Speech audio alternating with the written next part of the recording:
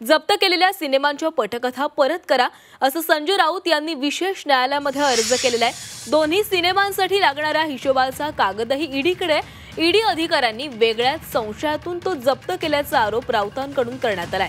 कथित पत्राचाळ घोटाळा प्रकरणी ईडीनं खासदार संजय राऊत यांच्या घरावर टाकलेल्या छाप्यात अनेक कागदपत्र ताब्यात घेतली होती। त्यामध्ये राऊत यांनी लिहिलेल्या ठाकरे 2 ची अर्धवट आणि जॉर्ज फर्नांडिस यांच्या जीवनपटावर आधारित पटकथेचा समावेश होता। या पटकथा परत मिळवाव्यात या मागणीसाठी राऊत यांनी आता विशेष न्यायालयामध्ये अर्ज केलाय।